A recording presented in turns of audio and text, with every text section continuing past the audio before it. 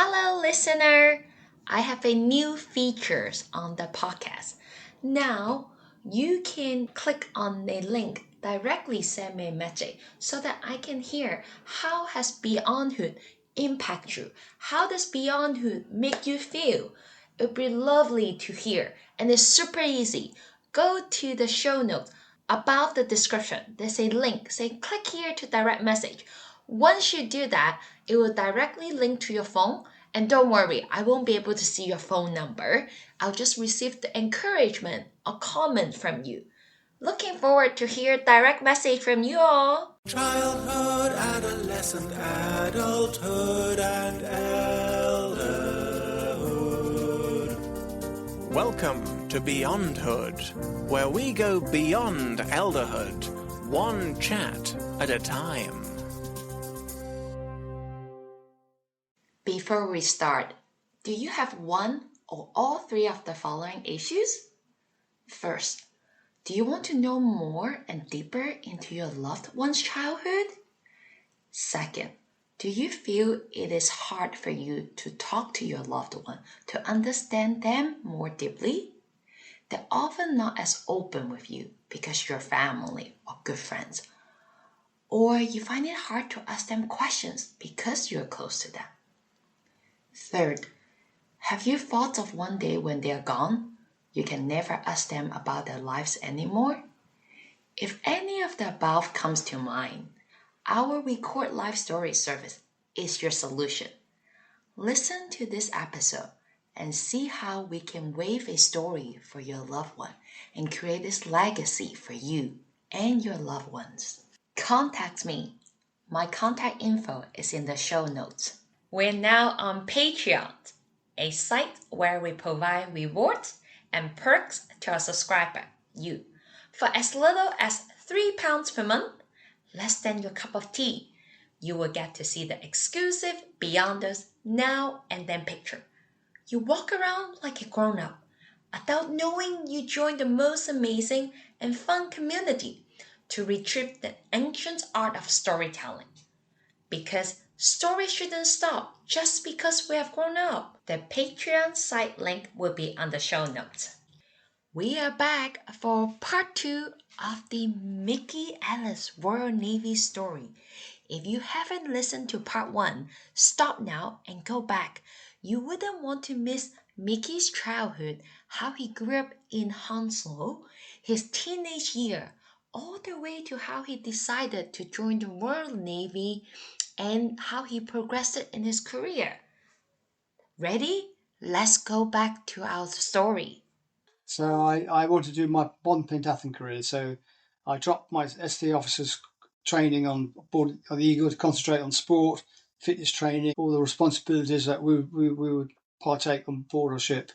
Can you tell us more about that? The Great Britain Modern Pentathlon. What is that? That's 5 events, which is cross-country running, swimming, 300 metres, fencing, pistol shooting, and show jumping. 5 events.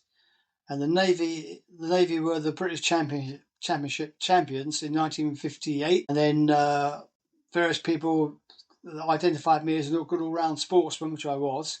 So I was introduced to modern pentathlon in 1968.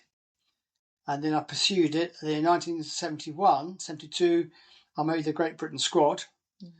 And then the powers of B thought I could could become an Olympic champion.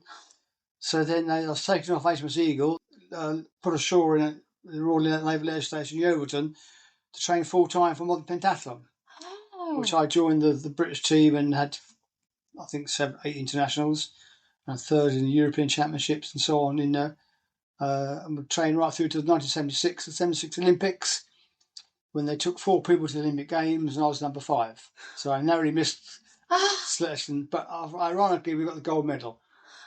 In 1976 in Montreal, yeah, that was good.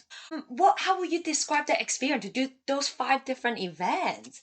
Well, I was an all-round sportsman anyway. Ever since I was 6, 7, 8 years of age, I always took part in a new challenge, and everything was always different. So doing modern pentathlon was nothing out of the ordinary for me, but I just enjoyed the contrast of the events, different types of people, and the challenge of, I didn't even think about the Olympics or Great Britain team, but I just enjoyed the sport. But part of my brief was I had to promote the sport in the Royal Navy, which I did. And we finally finished, again, repeating 1956. We won the British Championships in 1972. And the juniors won the British Junior Championship. So I had junior teams and senior teams, which I trained up and coached. And that was a great success, yes. I can see that from your smile. Now, like, think about that. I know in 1977, that was a big year for you because you got a medal along with another award. Can you tell us about that?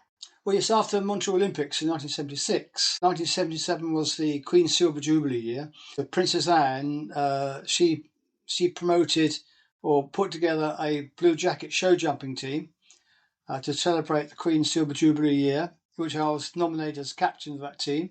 We were given three best show jumping horses, sponsored by Lord Sopwith and obviously the Royal Navy and Princess Anne. And we did the Royal Horse of the Year show, Hickstead, all the major shows. And then the same year was when Admiral Mountbatten got assassinated by the IRA.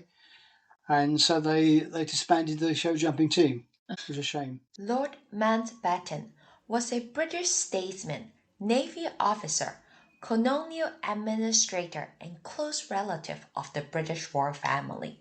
He was unfortunately assassinated in 1979 by an Irish Republican and volunteer for the IRA, which is the Professional Irish Republican Army. So what is show jumping? Horse riding. Show jumping over jumps. Yeah, like the Royal Horse of the Year show and the Royal Windsor Horse Show and all those. Yeah, and then you were also in charge of the ceremonial manning. Yeah, that's right. Yeah, but they couldn't. By this time, I'd been ashore for 6 years.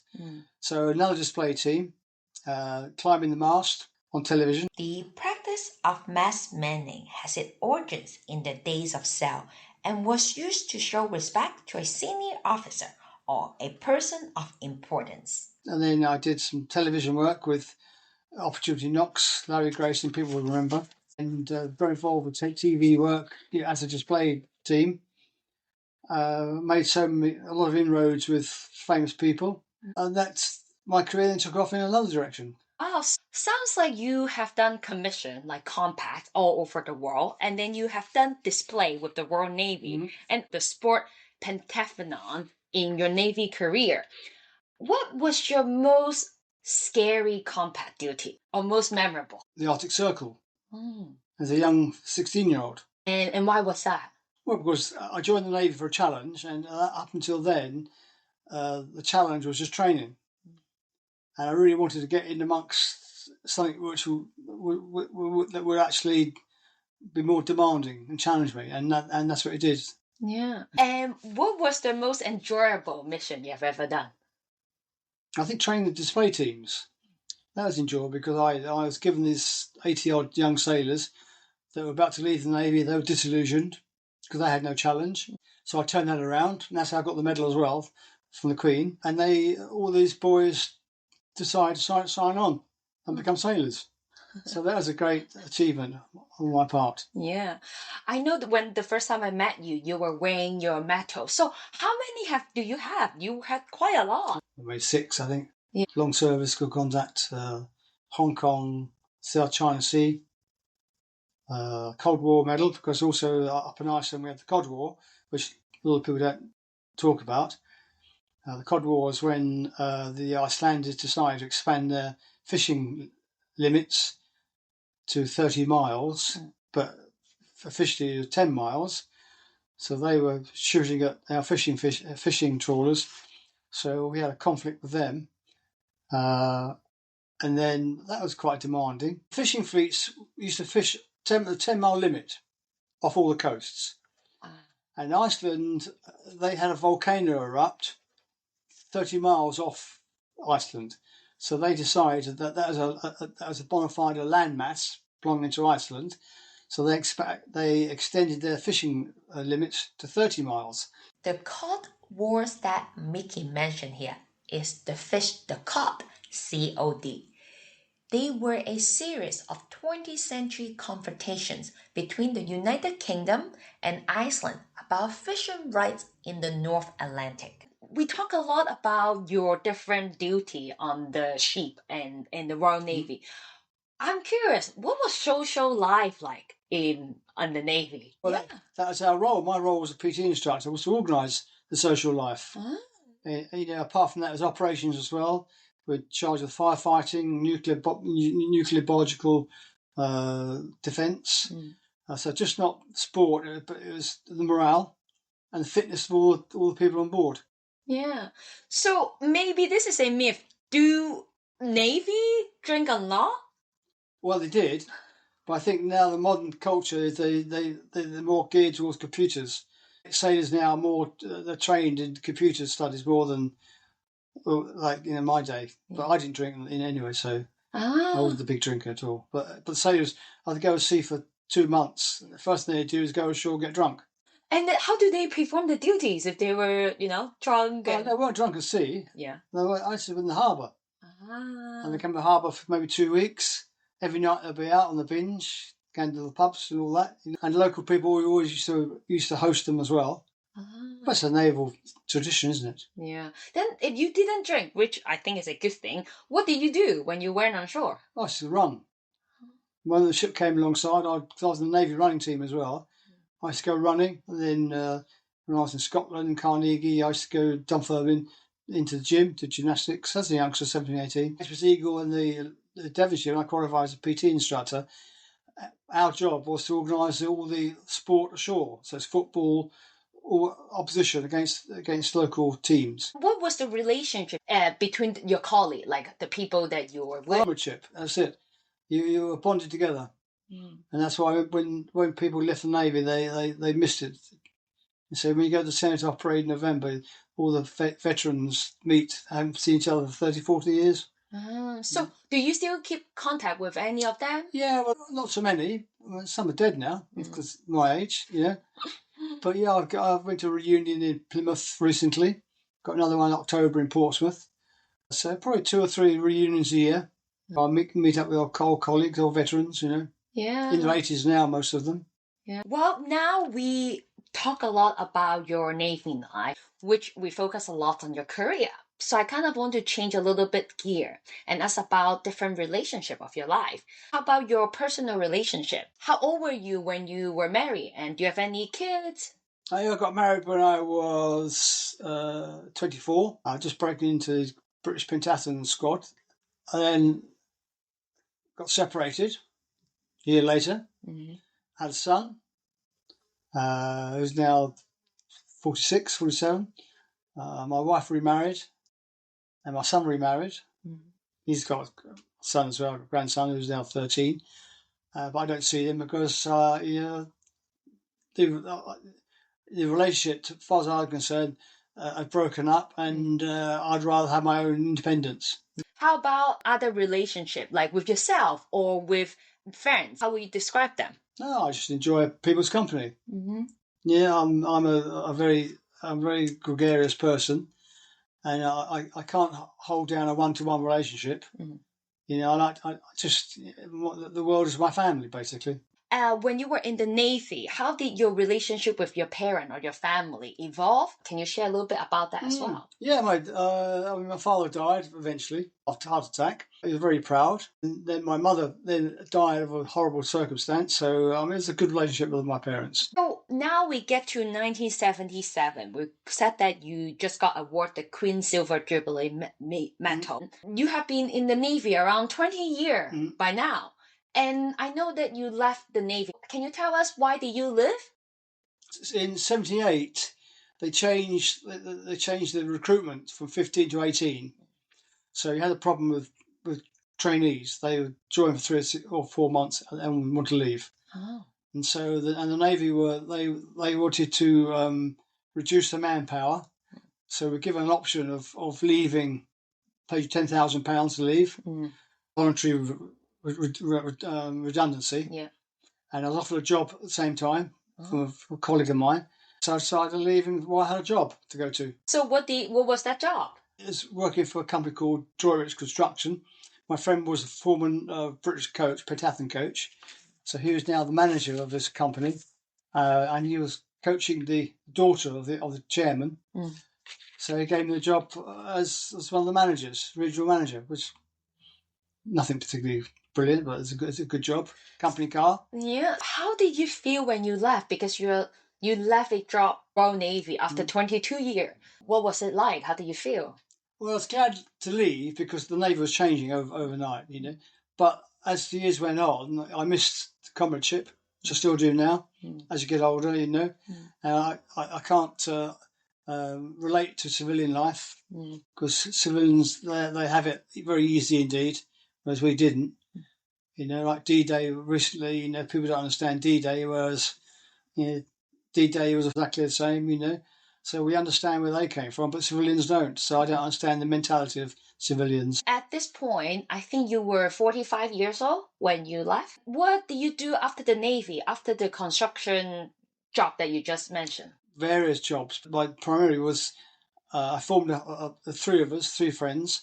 We formed a health club, a gymnasium, first one in England, as in Reading, and that's very successful.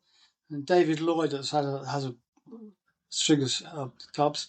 He wanted to buy us out, but we didn't do that. So I did that for 3 years, and then after that, my friend bought me out, and then I formed a ski company called Ellis Ski. So I ran a ski operation for 3 or 4 years, and then got into travel and tourism, and then from there I was triathlon. So I formed the Triathlon Association. I was the chairman. Did the World Championships triathlon. And then from there, I had an office in Moscow. So I was running travel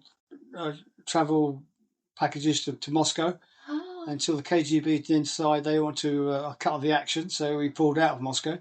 That's why I ended up in Slovakia running ski programs. So are you a big skier as well? I was then, not now. Years ago. And then from there, I then bought a chateau in France, huge chateau, which was a good business project.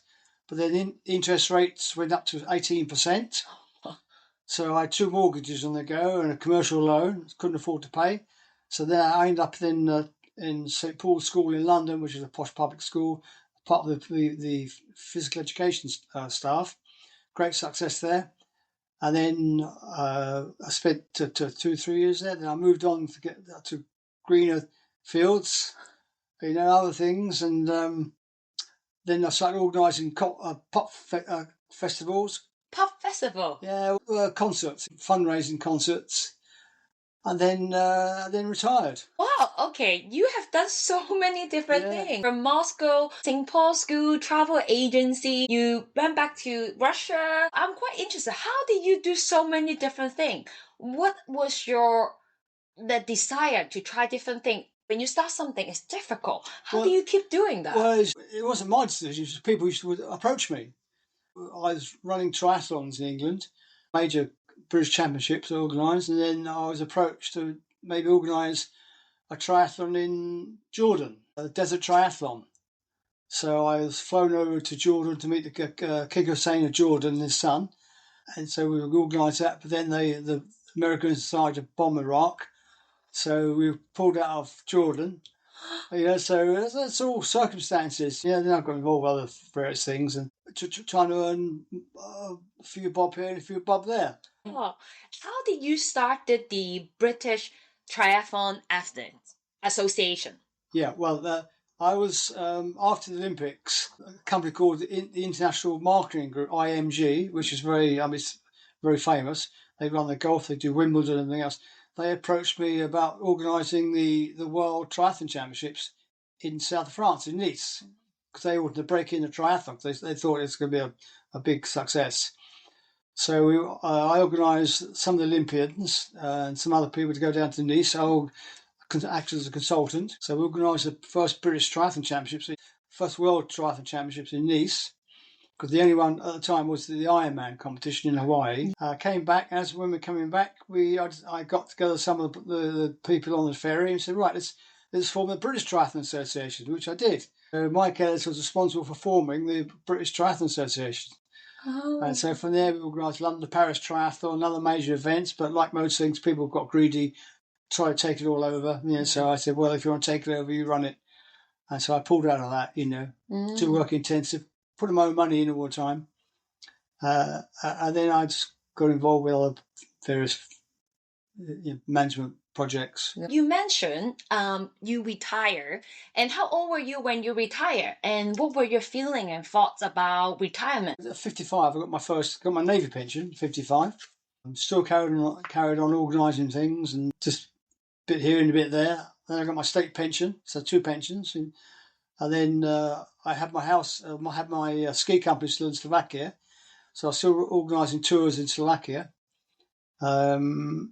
And hunting trips to Slovakia, which I'm still involved with now. I've got lots of nice friends there, So then I got problems with my knees and my hips, so I had 2 hip replacements and knee replacements, and so the rest is history. I know something very dramatic and heavy happened in 2016 when you were 71. Can you share with us what happened? Well, yes, this is the time when Jimmy Savile was accused of abusing young girls and some other people as well, and so the police thought that they were onto something very, very, very, very big. Other people, famous Cliff Richard, and a few other people were accused as well, and then this character was accusing MPs of the general in charge of the army. They couldn't prove anything. And then they discovered that he had concocted all these lies. He's now serving 15 years in prison because of it. But unfortunately, I was at the tail end of that. And then I was accused by a person that, going back 40 years, who I've never met. I was in the Navy at sea, and I had all the evidence. But anyway, I got accused of an offence against him. And then another boy came out, and because each time the people accused, they got paid £10,000, and that's what they were doing. So this particular character came out of the woodwork from St Paul's School. I knew his family very well. I knew his father very well indeed, and his father told me that he has a problem with his son on drugs, and could I, help? Well, I said I can't help because it's not my brief. And then when the father died, the boy concocted a story with another St Paul's boy, who I can't name for legal reasons, and then he admitted he was on cocaine, but then said that he accused me of an offence. The police were determined to follow it all up, so I got charged. Couldn't afford the defence. I got convicted 9 years in prison, which I served 4.5 years in prison. Which really, it was annoying, only so much that I spent my life helping other people, and then suddenly, when this comes around, you think, oh God, you can't trust anyone. So I spent 4.5 years in prison in a cell 6 by 6, 23 hours a day, and 2 attempts of my life, because anyone that's been convicted of a sexual offence in prison, they are the worst murderers in the eyes of prisoners. But the Navy taught me how to fight it and battle on. Sleeping in a hammock in Iceland in the Arctic Circle was not a happy experience, and that was worse than being in prison. Prison life to me was another experience in life. Just by listening to you, I feel goosebumps, because spending your life helping other people in the Navy, it come to a point that you couldn't defend yourself and you were in the prison. How did you handle that mentally and physically? Well, I felt bitter, but more so because I had all the evidence which the police failed to produce, and I've still got the evidence today, which I will bring out at some point. But I sat in my prison cell saying, well, I'm in prison, I've nothing to do about it, I'll just get on with life. And that's when I started to pass the time. I listened to the radio and just write, and just keep writing. And that's how I learned how to write scripts, TV scripts. Started writing autobiography, exercising twice a day, kept myself to myself, but I met some really, really nice people in prison I could trust, but some horrible people. It's prison life. How does this event impact your life and relationship? In a big way, in so much that I lost a lot of friends, because if you tell people are told that so-and-so's done so-and-so, people will believe them.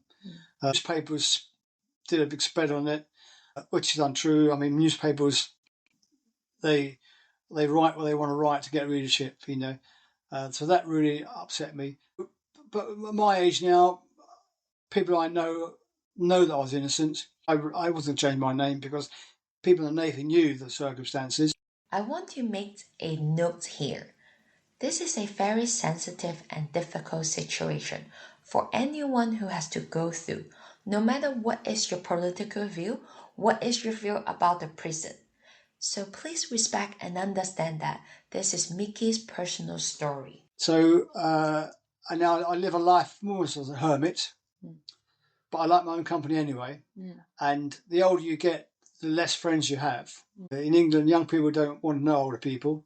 My brother was married to a Thai girl and a Thai family, so I go to Thailand every year, and they're nice people. The Thai people, they understand older people.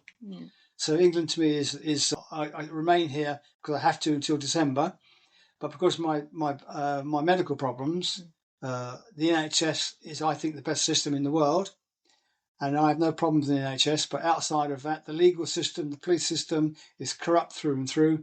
I won't vote, and a lot of my colleagues won't vote, because when you're in prison, you have a chance to understand and read and listen to what goes on the radio and things, and take it all in.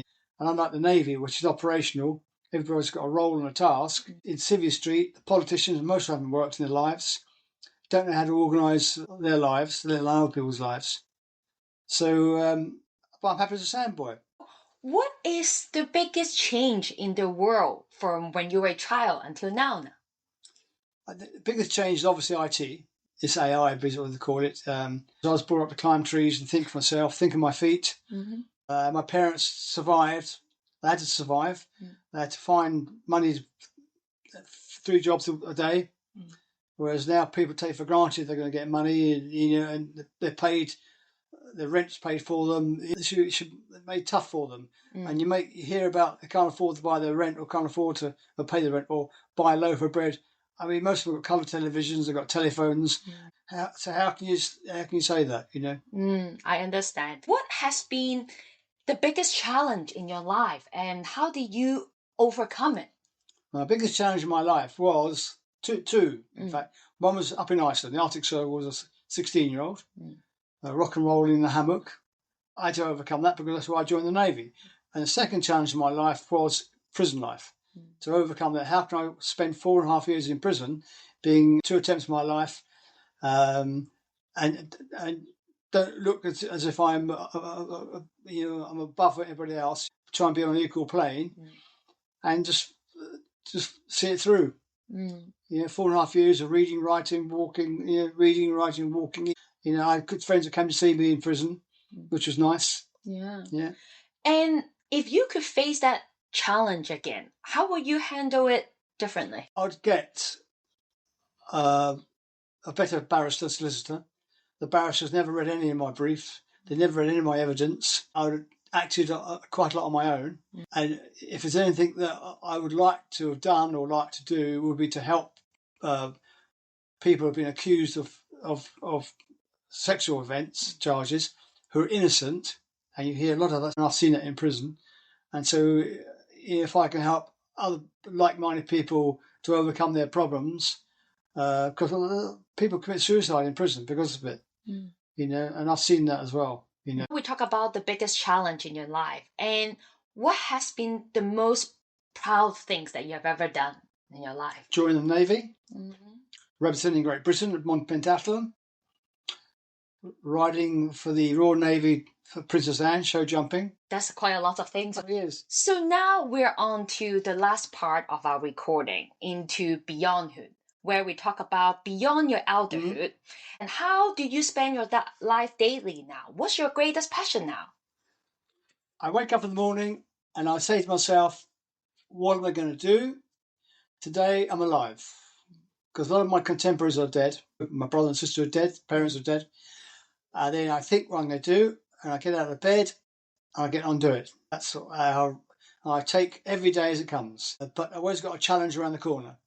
But my writing is a substitute for my physical activity because I can't run, I can't do the things I did when I was a youngster. So I spend a lot of time writing, and when I go to bed at night, or at the end of the day, my mind, my brain is so tired through thinking and writing, which is very similar to running a marathon. So moral stories, I tell people, they ask me how old I am, I tell them, and they say, what's the secret of your success, if you like? I don't tell them about prison. I say, well, the secret is you've got to have a good life, you've got to live a life to the full, and when you're 30 and 40, you've got to live as if you're 70. So you don't go down the pub and drink, you've got to put money into a pension fund. So when you do get to 60, 70, you've got money to buy someone else a drink or lunch. And how do you keep yourself in such good spirit? I'm self-motivated.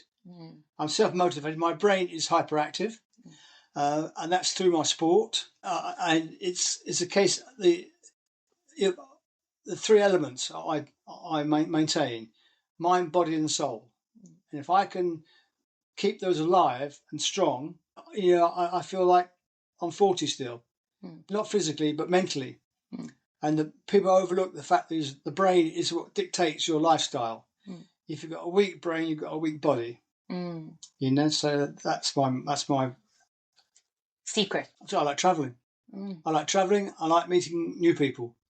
And I always say, one of my quotes, it's when you're in the deepest, darkest valley do you find the energy to climb the highest of mountains. But it's not the ascent that is your challenge, it's the horizon beyond. New people, new places, new experiences. Is it your own quote? Yes, it's my own quote. And I'm still climbing that mountain. I know. So we're coming on to the last few questions at the end of our episode. Do you have any regret in your life? And if so, what it is? And if you could redo it, what is the one thing you would change? Well, I think in modern society, if I could fast rewind, was don't get too close to people. Because you're subject to being abused yourself, not sexually or physically, but mentally abused. And people will accuse you of this and accuse you of that. It could be anything. It could be any offence. The secret of good management is to be aloof, or don't get too close to people you're managing. But then if you enjoy people's company, it's very difficult to say that. Yeah. What do you think of death? Do you believe in an afterlife? Are you religious? Yes, well, I am religious, but I'm not. I just believe I'll come back as a duck. Why a duck? Well, because ducks always they paddle all day long on the river or on the ponds, and they go quack quack quack. But death to me is nothing. It doesn't worry me at all. Are you scared of death? No, not at all. You hear every day about how people die. I mean, the aeroplane that dropped 1,000 feet, and this gentleman got a heart attack in the aeroplane, or people were in a restaurant in Mallorca and the top floor collapsed, 30 people got killed. So every day there are experiences where people are dying, and you never know where you're going to die or how you're going to die. So you just get on with life. If you die tomorrow, if I died tomorrow in the toilet, then they'll have to come and get me out. Could you share one piece of advice for the next generation? One more quote. Live for today, for tomorrow may never come. And young people take it for granted. They'll wake up in the morning and they go to school, or they go to work, or they get a bike, or this and that. They never consider what's over the rainbow or beyond the rainbow. Last question is, what do you most look forward to now? What is next? I look forward to getting up in the morning and going for a walk, listening to the birds, listening to nature. That's what I enjoy most. And then getting into bed at night, listening to the radio, have a glass of wine or a glass of whiskey, and say to myself, I've had a good day. That's it. And if I go to bed at night and say I haven't had a good day, then I've done something wrong. Then what do you do the next day? I put it right. Well, thank you very much for your time, Mickey, for sharing with us. So thank you. Okay, Don. Pleasure. Thank you. Before you leave, if you love this episode, please stay tuned for our next one. If you haven't done so, please follow Beyondhood in your favorite podcast listening app. Or you can follow us on Instagram, Facebook, and LinkedIn. If you found this conversation inspirational or interesting or valuable, chances are you did, since you're still listening. Would you do me a personal favor, a 6-second favor? Share it on your social, email, or tell a friend.